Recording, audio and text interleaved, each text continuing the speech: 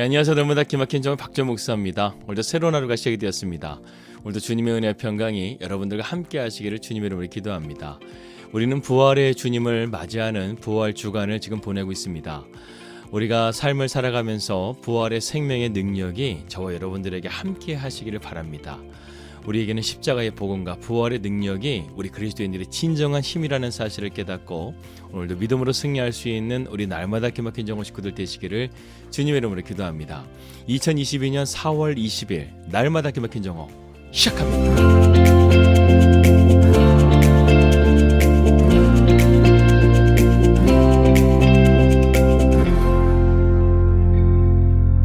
말씀 들어가도록 하겠습니다. 지난 시간까지 우리는 아브라함의 믿음에 대한 여정을 함께 살펴보았습니다. 오늘부터는 기도와 성령에 대한 말씀들을 나누면서 오순절에 성령이 임하기까지 우리가 그러한 믿음을 준비할 수 있는 우리 날마다 기막힌 정오 식구들이 될 수 있기를 주님의 이름으로 기도합니다. 열왕기하에는 유다의 13번째 왕인 히스기야의 이야기가 나오고 있습니다.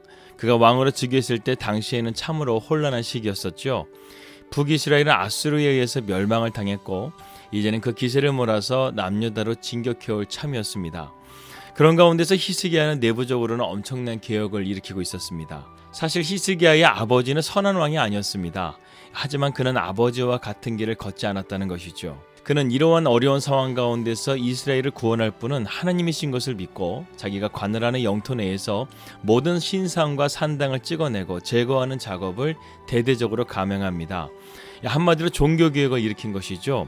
다윗 왕 이후 300년 만에 제대로 된 왕이 하나님을 섬기고자 했다는 것입니다. 그는 바알과 아세라 목상을 쪼개고 불태웠을 뿐만 아니라 모세가 광야에서 놋뱀을 만들어서 장대에 달아 이스라엘 백성들을 구원했던 구리뱀을 누수단 즉 노수로 만들어버렸던 왕이었습니다. 이렇게 종교개혁을 일으키고 신상도 부수고 정말 하나님을 제대로 믿으려고 하면은 하나님께서 이 히스기야 왕을 도와줘야 되잖아요. 그런데 전혀 예상하지 못한 일이 생기게 됩니다. 당시 아수르 군대는 이스라엘을 멸망시키려고 사마리아 땅에 주둔하고 있었습니다. 이 대군이 예루살렘을 함락하려고 또한 다가오게 된 것이죠. 아수르의 사네립 왕은 그러한 히스기야 왕을 비웃듯 조롱 섞인 말을 하였습니다. 하나님은 너희를 지켜주지 못한다. 히스기야의 왕을 믿지 마라. 항복하면 너희들에게 좋은 땅을 주겠다. 이렇게 말했다는 것입니다. 한마디로 말해서 너희들은 신앙을 버리고 항복하고 너희는 그 땅을 떠나라는 말이었습니다. 이 아수리아 왕이었던 사네립 왕은 마치 자기가 이미 남유다를 정복한 것처럼 이렇게 말하고 있는 것입니다. 그런데 설상가상으로 히스기야 왕은 이런 압박과 스트레스가 얼마나 심했는지 그만 죽을 병에 걸리고 말았습니다. 이 상황은 정말 최악의 상황이 된 것이죠. 열왕기하 20장 1절에 이렇게 말씀하고 있습니다. 그때 히스기야가 병들어 죽게 되매. 여기서 그때라 하면 바로 앞서 말씀드린 이러한 상황을 말하는 것입니다. 하지만 그럼에도 불구하고 그는 혼신의 힘을 다해서 멈추지 않고 종교개혁을 감행했다는 것입니다. 이 왕의 정책에 반발한 정치 세력들도 만만치 않았을 거예요. 그리고 산당을 없앨 때 이미 이런 우상들에 젖어있는 백성들의 원성도 상당했을 것입니다.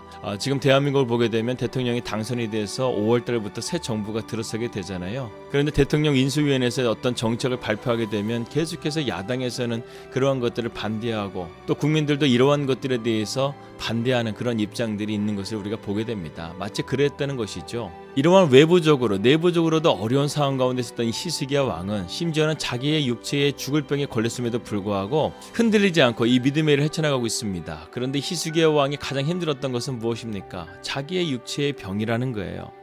이사야 선지자를 통해서 왕은 죽을 것이요 이제 삶을 정리하시오 이렇게 말을 들었을 때 히스기야 왕은 정말 절망이었을 것입니다. 아니 내가 왜 하나님께서 기뻐하시는 일들을 하고 있고 어떻게든 이 나라를 하나님의 나라로 세우고자 하는 그러한 믿음의 길을 걸어가고 있는데 왜 나에게 이러한 어려움이 찾아오게 된 것인가. 이러한 것들을 통해서 믿음이 상당히 흔들렸을 것이라고 저는 생각이 듭니다. 히스기야는 악한 짓을 한 왕이 아니었습니다. 그는 왕으로 즉위되자마자 나라가 회복할 수 있는 유일한 길은 하나님의 말씀에 불순종한 백성들을 쇄신시켜서 하나님 앞에서 바르게 섬길 수 있도록 하자는 것이었습니다.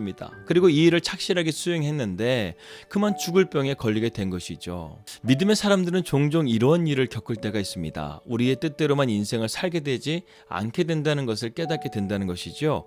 그래서 방황하기도 하고 때로는 믿음이 흔들리기도 합니다. 히스기야도 마찬가지였습니다. 그도 믿음이 흔들리기 시작했어요. 그러나 그러할 때 우리는 믿음을 발휘해야 될 때입니다. 히스기야가 그랬다는 것이죠. 그는 비록 당황하기는 했지만 오히려 그것을 가지고 하나님께 기도의 자리로 나아갔다는 것입니다. 여기서 진짜 신앙과 가짜 신앙이 판가름 나게 됩니다. 내 신앙이 진짜면 끝까지 주님을 신뢰하며 믿음의 자리를 고수하지만 가짜라고 한다면 여기가 아닌가 보구나 하고 아브라함의 초창기 믿음처럼 환경이 어려워지게 되자 애굽으로 내려가게 되는 그러한 꼴이 되고 만다는 것입니다. 여러분은 어떤 류의 믿음을 가지고 있습니까? 진짜입니까? 가짜입니까? 여러분들은 진짜의 믿음을 가지시기를 바라겠습니다. 이사야 선지자는 히스기야 왕에게 이러한 말을 전하는 것이 마음이 편하지 않았을 것입니다. 아니 역대 왕들 중에 가장 하나님을 경외하며 이러한 놀라운 종교 개혁을 이루고 있는데 하나님께서는 왜 이런 왕을, 이런 선한 왕을 데려가신단 말인가 이렇게 생각할지도 모릅니다. 근데 하나님은 계속해서 히스기야에게 힘이 빠지는 말만 하라고 명령하고 있습니다. 여러분, 이사야는 하나님의 종이죠. 그렇기 때문에 그는 원하든 원하지 않던 하나님의 말씀에 순종해야만 합니다. 그래서 그는 이처럼 말했던 것이죠. 참 상황은 어려워지고 있고 히스기야 왕은 점점 갈수록 죽어가고 있습니다. 그런데 그럼에도 불구하고 히스기야 왕은 종교 개혁을 계속해서 멈추지 않고 진행하고 있습니다. 그렇다고 한다면 과연 이 일을 하나님께서 어떻게 결론을 맺어주실까요? 오늘은 이 두 사람의 모습을 보면서 믿음의 삶 속에 맞닥뜨리게 되는 시련을 우리는 보게 됩니다. 그러나 히스기야도 이사야도 이런 모든 상황 속에서 흔들리지 않았습니다. 히스기야는 왕으로서 하나님의 기뻐하시는 일을 멈추지 않았고 이사야도 하나님의 명령하신 말씀을 그대로 순종하며 전하게 됩니다. 하지만 그들에게는 공통점이 있었습니다. 그것은 바로 이러한 상황 가운데서 기도를 드렸다는 것이죠. 히스기야는 기도할 수 없는 상황에도 불구하고 하나님 앞에 기도하는 사람이 되어졌고 이사야도 이런 명령을 할 수 없는 상황이지만 왕을 위해서 아마 중보했을 것입니다. 이 시간은 견디기 힘든 시간이었죠. 하지만 우리에게는 이러한 연단에 담근들의 시간이 필요합니다. 그래야 우리는 하나님의 일하실 것을 기대할 수 있기 때문에 그렇습니다. 도저히 탈출구가 없는 상황 속에서도 하나님은 길을 만드시는 분이심을 우리는 믿어야 된다는 것입니다. 자, 이제 히스기야가 이 상황 속에서 어떻게 자신에게 당한 이 죽을 병을 치유할 것인가, 이 내용은 내일 여러분들과 함께 나누도록 하겠습니다. 기도하겠습니다. 하나님 아버지, 감사합니다. 우리가 비록 하나님의 오미하신 뜻을 다 알지 못한다 할지라도 주님의 선하심과 인자하심을 나에게 베풀어 주심을 신뢰하게 하여 주시옵소서. 예수님의 이름으로 기도합니다. 아멘. 네, 오늘도 평안하시고요. 저는 내일 뵙도록 하겠습니다. 우리 믿음으로 승리합시다. 할렐루야.